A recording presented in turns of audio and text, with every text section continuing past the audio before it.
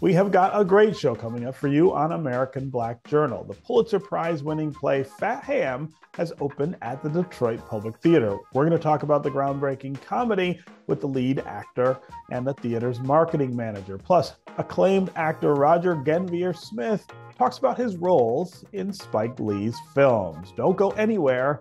American Black Journal starts right now. From Delta faucets to Behr paint, Masco Corporation is proud to deliver products that enhance the way consumers all over the world experience and enjoy their living spaces. Masco, serving Michigan communities since 1929. Support also provided by the Cynthia and Elsa Ford Fund for Journalism at Detroit PBS. DTE Foundation is a proud sponsor of Detroit PBS. Among the state's largest foundations committed to Michigan-focused giving, we support organizations that are doing exceptional work in our state. Learn more at dtefoundation.com. Also brought to you by Nissan Foundation.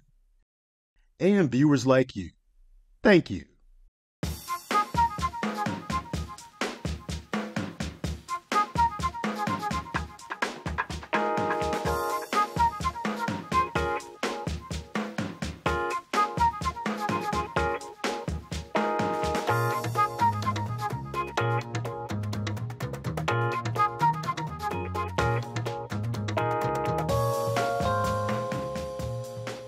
Welcome to American Black Journal. I'm Stephen Henderson.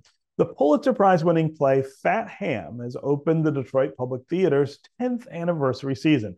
The play by James Imes is a modern take on Shakespeare's Hamlet. The lead character, Juicy, is a young Black queer man who's visited by the ghost of his father, who demands that Juicy avenge his murder. I spoke with the actor in the lead role, Duane Shabazz, and Garlia Jones, the theater's marketing manager. Both of them are native Detroiters. Duane, I'm going to start with you. You are playing Hamlet. Yeah, essentially, yeah. In a way, right? Yeah, A little bit of a twist on it, but talk about, it's one of my favorite plays, Hamlet is, and it's one of my favorite roles. I think it's such a tortured and complicated role. Talk about bringing that to Detroit in the wraparound of Fat Ham, which is a little different than the Shakespeare version. Yeah, it's exciting. It's exciting, and like the fact that it is Shakespeare.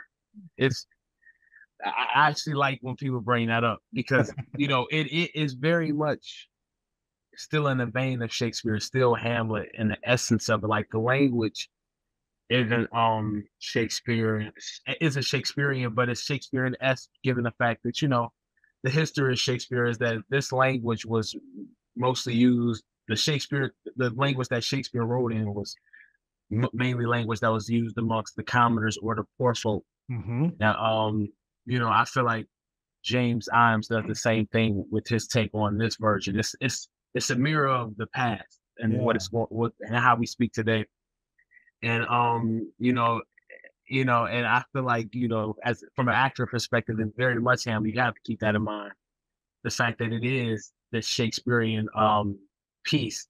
So, although it is a comedy, the needs and the wants of these characters are very desperate. And every character in this play has something that they're hiding, that they're desperately fighting to not reveal. And it's exciting to bring this piece to Detroit, especially because I feel like this story that's being told by James Imes, the story that he created, is it's not common that you see this kind of Black story told. This isn't the stereotypical story that you normally see. And that's about a guy who's just different than different than his environment. Yeah. The people that he was raised around. He's more of an intellectual versus being a brute. Mm-hmm. And I feel like, and he's a weirdo. He likes different things. And I feel like it's very important to tell these kind of stories to show that Black people Black people, we're not a monolith. Yeah. We can be very diverse and also as an actor, I just like the challenge of playing someone this outside of myself, but also connected to me in a lot of ways in my childhood. This is the 10th anniversary of Detroit Public Theater. Yeah. Talk about how big a deal that is. I mean, I have to be honest, I didn't know that it was the 10th anniversary. It seems like things have gone much quicker. Like we might be on 5 or 6, Yeah. but we're on 10. No, I mean, I think for Detroit Public Theater to be bringing the type of work that that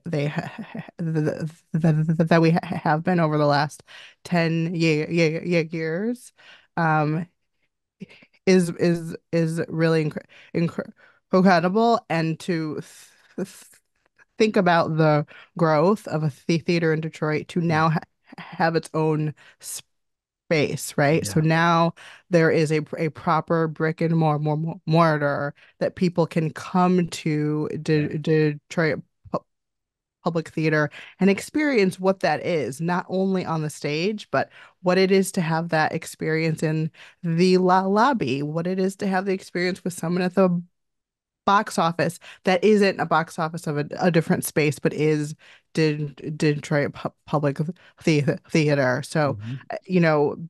Being able to celebrate, I believe this is season 3 in the space, Mhm. is really incredible. I am new-ish to Detroit a public theater. Mhm. We have collaborated on projects for the past a couple of years, but I'm now an official part of the staff. So I have a very interesting view, Mhm. having worked with the producing ADs and Dominique, for the last couple years, and then now being like in the sauce, in the mix of what does that day to day mean, and really how truly exciting it is for me being from Detroit to continue to be part of what theater is in the city, which is a thing I per personally have done for the last a couple years, not just here, but but but, but, but all over. So, Yeah. I think I am thrilled and excited that this is season 10, and also thrilled that season 10 started with this show in particular. Love this play. I'm very fond of, I worked at the public theater and was around for the original. So Mhm. so I just adore this play, and be, being an opening and seeing this production. I echo what, Duane shared, and James Imes's words are just incredible, and this is a story everyone should get out there and see. And I really feel, I'm thrilled it's in Detroit. Yeah, yeah. No, it's very important that it's in Detroit, and that's what I think uh, they've demonstrated at Detroit Public Theater is that not only is there such a hunger for great theater in Detroit, but there's a hunger for that local angle Yes. that's related to theater. I mean, the number of plays they do by people here, Mhm. or that are set here Yeah. is really really remarkable. I mean, it's such a great experience. Well, I mean, it's so important for Black people in particular to see ourselves on stage, and so Yeah. most of the plays that we see with Detroit Public Theater are from Black playwrights, and so this story, just to have a character like Juicy on stage and really be exploring things within himself is just a really incredible thing to be able to show to audiences, and we Sure. don't know who we touch, right? You Yeah. don't know who is seeing that st story and seeing themselves on stage. Yeah, yeah. Duane, I want to talk a little about your background. You are a Detroiter, and Yes, I am. and it's huge that you're playing this role here in Detroit. But draw the line from being a kid here in Detroit and finding that inspiration and finding that opportunity to become, an actor. Yeah, yeah. I've been blessed. It's definitely been a journey. And I'm still on the journey. I actually just started. I just recently graduated from NYU grad actor in 2023, May of 2023. And it's kind of a full circle moment because Courtney Burkett, who was one of the founders of the theater, she was actually my first director at Mosaic. Oh, really? Yeah, Mosaic Youth Theater Detroit. That's great.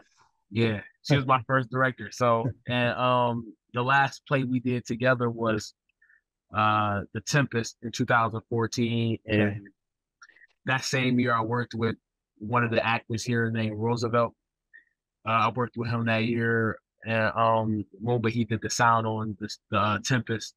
That was directed by Courtney, and that was the last play I was directed by Courtney. Courtney didn't direct this play, but this, to be working at our theater, it's full circle. It's been 10 years since we did The Tempest. Wow. And so it's very much full circle. And what was the thing that made you decide this is what you wanted to do? I mean, you talk about being involved in Mosaic. Yeah. The thing that decided, I don't. Yeah, Mosaic. I would say Mosaic. Just the feeling it gave me, and I always wanted to be good at something. And how I grew up, I guess I really didn't feel like I had any other options. But acting was the option that I had, and I felt like, I feel like I was very good at it, or I could become very good at it. I played sports. I come from a sports background, and I played basketball. Always wanted to be like LeBron. But I ain't that tall. I'm not blessed with those abilities. Had to make a choice, right? Yeah, exactly. Actor was the clear choice. But it's just really just something I feel like that I'm really good at. I feel like I learned so much from it, and throughout my journey and my journey training in theater, I feel like I learned so much about myself as a person and the kind of man I want to be, and the kind of artist I want to be as well, and the impression I want to leave, and the impression and mark I want to leave on the world. Yeah. No, that's really great. Okay, well, Duane, congratulations on the role, and Thank you. Great to have you here at home in Detroit for the run of the show, and congratulations to you and everybody else at Detroit Public Theater. It is really great to have had that around for 10 years here in the city. Here's to 50 or 60 more, right? Yes. And you can catch Fat Ham at Detroit Public Theater through November 3rd.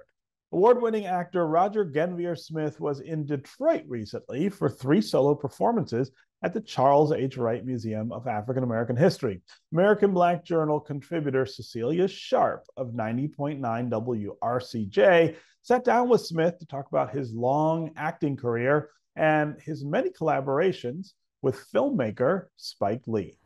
Roger, literacy played a huge role in your upbringing. Your mother had a library at home, and you were a book buff, a history buff.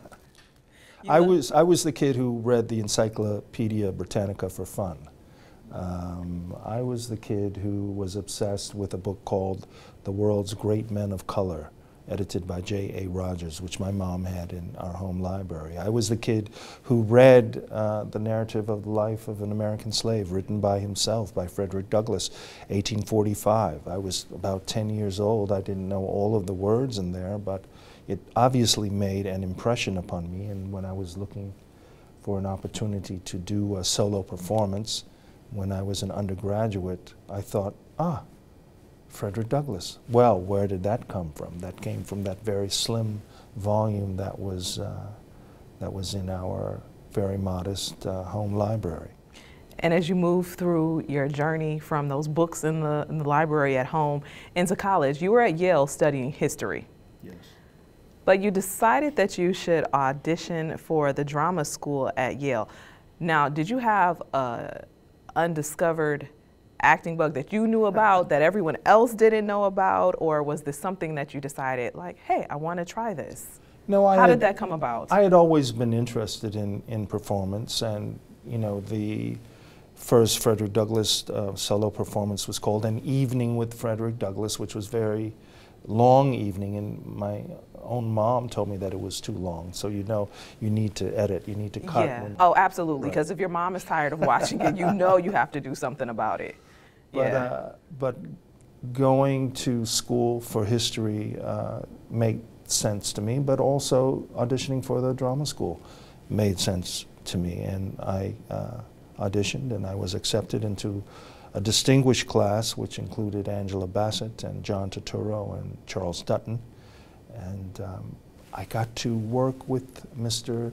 James Earl Jones, whom we recently lost, and he invited me into his dressing room. I was just a student moving, you know, furniture around, but he was so kind and so giving, and his notes took up the entire script. He was dyslexic, and as we know, he stuttered as a boy, and he overcame that, obviously. So it was fascinating to be welcomed into that world and to be given that kind of inspiration, and I'm hoping that I can inspire in the same way, passing the baton on to the next generation. Spike Lee. Yes. You were able to come in at such just a creative time with Do the Right Thing, School Days, and collaborate and work with him. I never thought that I would have a career in film. I was really happy to be playing a season at the Guthrie Theater in Minneapolis. And I went to see this film called She's Gotta Have It. And I sat through it twice, and I said, who is this guy Spike Lee, and what is he doing next? So I was able to finagle a cattle call audition. How did you finagle this cattle call? Is this top secret? Just like just like everybody else. I mean, I stood in line with 100 other people to tell a joke, to do, you know, sing a song, and do a little bit from the script for this film called School Days. And Spike Lee thought that I was demented enough to play a, you know, fraternity pledge named Yoda, and we've been working together ever since.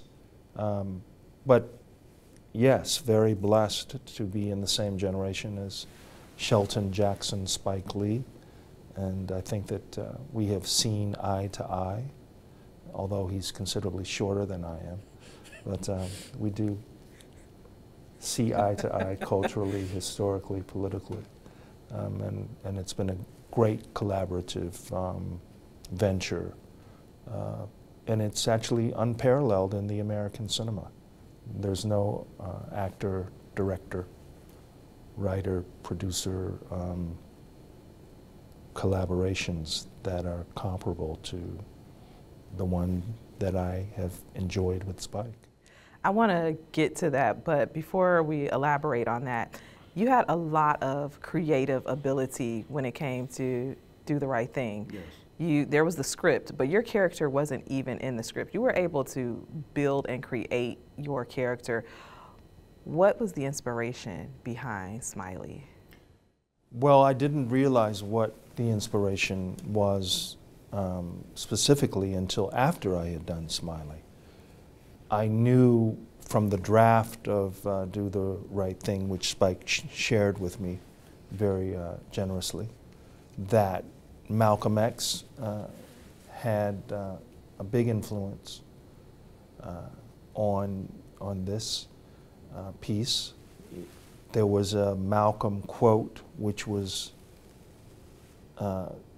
attached to the script as a prologue, not the one that is used at the end of the film, but another one. So I knew that somehow Malcolm was, you know, working on this thing. And Spike gave me this draft and said, take this home, Roger, and come back the next morning and see what you come up with. And I say, okay. So I started thinking about Malcolm, and then I started thinking about Martin, and then I started thinking about the whole issue of having black people up on this wall, the Wall of Fame. And then I started thinking about this photograph of Malcolm X shaking hands with Martin Luther King, which at that time was a very, very obscure image. But Spike knew it, and I knew it. Right. And I said, okay, well, what if this guy has a stack of these photographs that he's personally colorizing, and he's trying to sell them up and down the block, and then at the end, when the pizza parlor burns down, then why not put this picture of Malcolm and Martin up on the wall after it's been burned down? He said, yeah, that's a good idea. Yeah, I like that. You know, and you know, the rest is history. Right. As we went through the film, improvising scenes, Smiley actually became the arsonist. He was the one who burned down the pizza parlor. And when I was thinking about, where did this come from? Because people were asking me. In fact, people had thought that Spike had hired a disabled person to play Smiley, which I suppose is a compliment to what I was doing. Because you were that invested. But I lived in Bed-Stuy when we were doing it, and a lot of people saw me on set, and they, you know, were reacting to me in a certain way in the community. So after the film came out, people said, well, where did that come from, when they realized that that wasn't really me. And I started thinking, and I thought about a man who sold the LA Sentinel newspaper, the black newspaper in Los Angeles. And my father would go every Thursday night to support him and get his paper from him. And you'd be with him. And I would be with him, and I'd be looking up at this very tall man who talked like this and said, thank you, every Thursday. And then I thought about, okay, well, that must have been influential. A young man who was a great athlete at my high school, but he was hit by a car. And he talked like that too, and he became the locker room attendant after having been a great athlete. These guys passing out towels. He talked like that, but he had an amazing memory for athletic statistics. He could name any end zone, any, you know, team, who scored what in what game, and all that. He had an amazing memory for that. So I said, oh, okay, yeah. And he had an influence as well. And then I started thinking about, where did the artistry come from? Well, there was a guy named Jean-Michel Basquiat, who was a friend of mine. And he, of course, his signature was the crown, which I used on top of Martin King, and the X, crossing out words, which I used on Malcolm X. And the great, you know, tragedy of this thing is, when I was in Brooklyn playing Smiley, creating this character, doing Do the Right Thing, Jean-Michel expired in Manhattan. How did that impact you during that time? Your friend, losing your friend while filming Do the Right Thing? It's it's something that continues to resonate with me today. And I suppose that's why I'm doing this piece called In Honor of Jean-Michel Basquiat, because it's necessary for me as a friend, as a brother, to share with the world what he means, continues to mean to me and to the world. That does it for us this week. You can find out more about our guests at AmericanBlackJournal.org, and you can connect with us anytime you like on social media. Take care, and we'll see you next time.